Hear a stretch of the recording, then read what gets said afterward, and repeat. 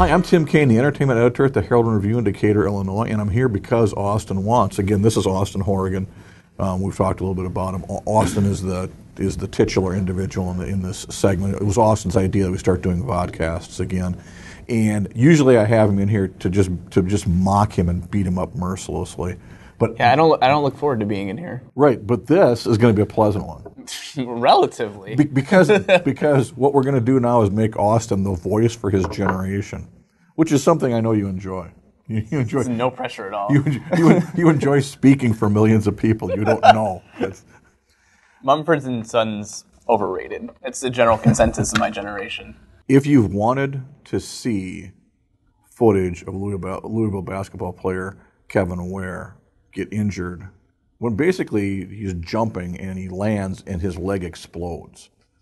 I mean, there's no other way to describe it. It was a 1 in a trillion fluke. If you've wanted to see it by now, you've seen it. The day after it happened, we were attacked with all these good news stories about him. You know, he called his mom and just that was his first phone call was to his mom. Mom, relax, I'm okay. You know, all the players had gathered around him, and while he was screaming in pain, in the midst of screaming in pain, he's screaming to them, "Win the game, win the game."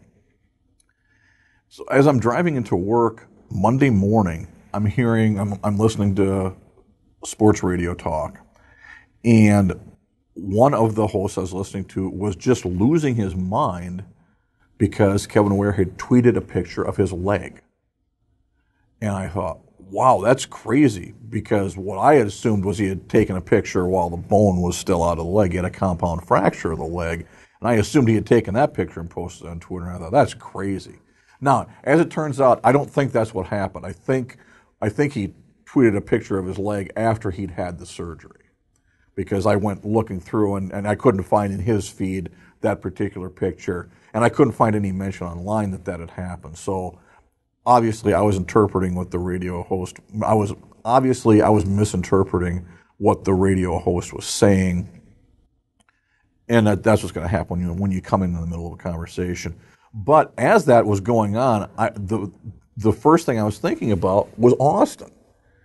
And for those of you who weren't following along during Decatur Celebration last year, Austin tripped over a guy wire that really wasn't very well marked, because I almost tripped over the same thing. Yeah. As soon as I found out what had happened, like, I know exactly what you're talking about. There was a guy wire that was at an angle, to the ground, going up, holding up something that was elevated, and Austin didn't see it, tripped over it, hit his head on a curb or a sidewalk. Sidewalk, I think. Okay. Yeah, it was very quick. And glasses shattered, busted his head open. And the way I find out about all this is I'm wandering around the grounds of Celebration. I get a phone call, and Austin, I don't think I'm going to work anymore today. I pretty much busted up my head. And I'm thinking, and it was one of those miserable days that, I'm trying to decide, should I go to the hospital to be with them? What can I do?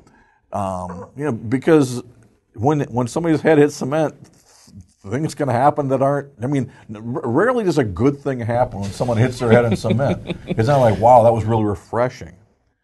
And Austin was not answering texts. He wasn't answering his phone, and part of that, I would guess, would be because you were in a hospital. Yeah, maybe, I had horrible reception. Yeah, which I think everybody who's tried to use any kind of cell in a hospital knows exactly what I'm talking about.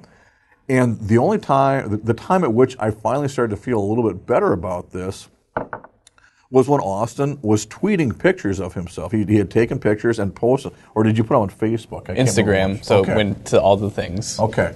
So all of a sudden there's pictures posted, and actually Austin was just like a gray shirt short of being a Civil War reenactor.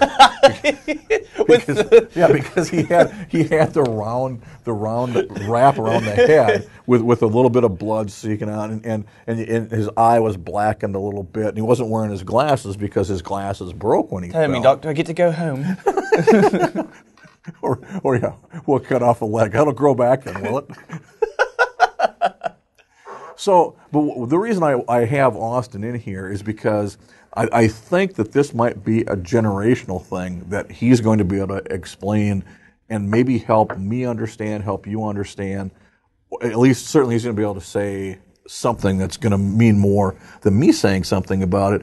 Do you think that there is a difference generationally or in any other way that prompts people to post pictures like that, medical pictures, pictures of healing or of injuries online? And there's the additional issue is, as Hugh Sullivan, the producer of these videos, and I were talking about this video earlier today, he said, "I've got a couple of friends who have posted pictures like this. Do you want me to call them and ask them if it's okay?" I said, no.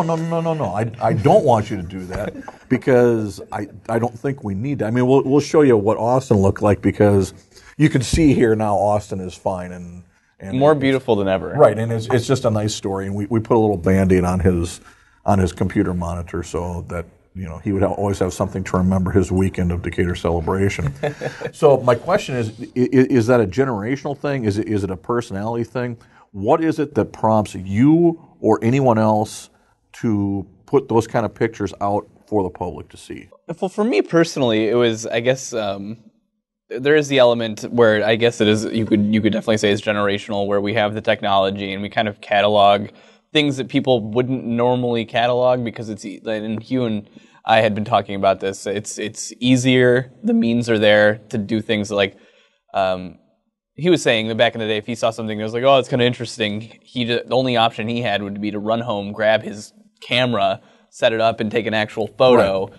And so, I mean, I think the technology makes it a little bit easier for one thing. I think also a part of it, for me personally, was, looking at it retrospectively, was kind of a coping mechanism for, I mean, it wasn't like hugely traumatic. It wasn't like, oh, I got stitches, but it was not fun. It is what it is. I mean, yeah. if that's part of it, then that's legitimate. I was stressed out about getting stitches because, I mean, that's just someone's taking a needle into your skin, which is somehow more horrifying than ripping your head open. But no, that already happened. The stitches were later. So, I mean, how many stitches did you get with that?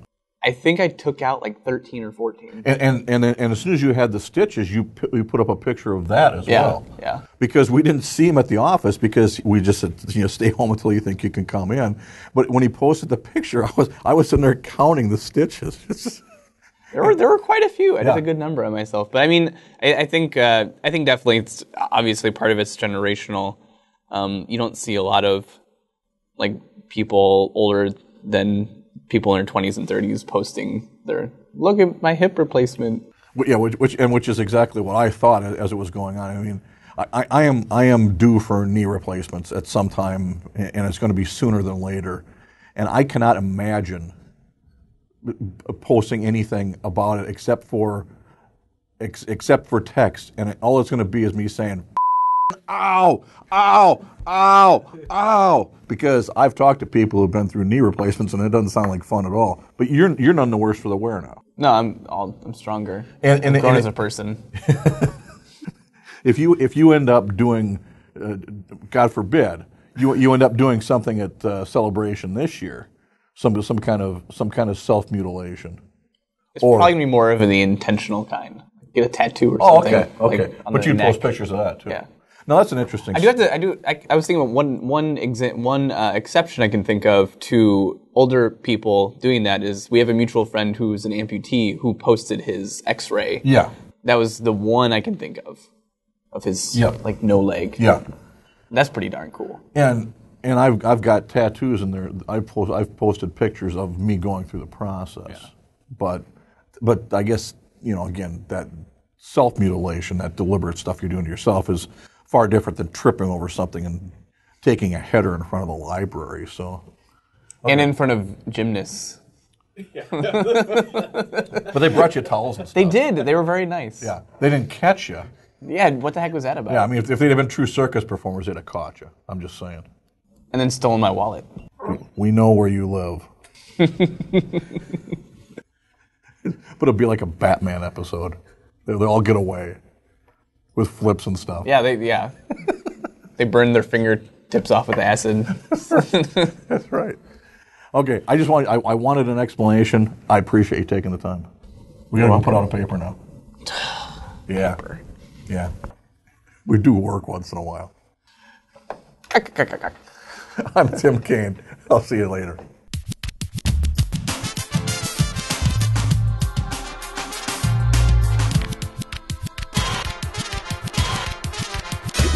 Can we just get a big humidifier to get it to rain in here for like 3 days so my throat doesn't feel like the Sahara Desert?